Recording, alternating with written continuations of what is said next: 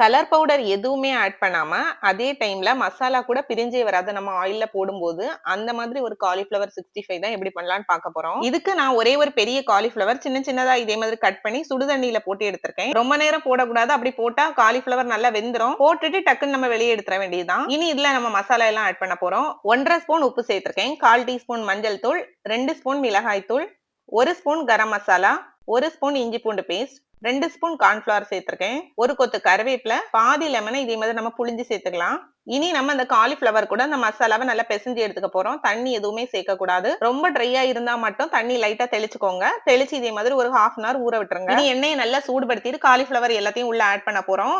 போட்ட உடனே நல்லா பபிள் வரணும் காலிஃப்ளவர்ல. போட்டு ஒரு 2 நிமிஷம் அப்படியே விட்டுருங்க. காலிஃப்ளவர் உடனே திருப்பி போடக்கூடாது. காலிஃப்ளவர் கொஞ்சம் கலர் சேஞ்ச் ஆகி ஃப்ரை ஆக ஆரம்பிச்ச அப்புறம் தான் திருப்பி போட்டு இதே மாதிரி நம்ம கிளறி எடுக்கணும். இனி பபிள்ஸ் எல்லாம் ஓரளவு அடங்குற ஸ்டேஜ்ல இதே மாதிரி நம்ம காலிஃப்ளவரை வெளியே எடுத்துடலாம். பாருங்க எண்ணெயில எந்த மசாலாவுமே நமக்கு ஸ்பிளிட் ஆகாது. சூப்பர் கிறிஸ்பியான காலிஃப்ளவர் 65 ரெடி. இதே மாதிரி நீங்களும் செஞ்சு ட்ரை பண்ணி பாருங்க. அப்படியே நம்ம சேனலை ஒரு சப்ஸ்கிரைப் பண்ணிக்கோங்க. தேங்க்ஸ் ஃபார் வாட்சிங்.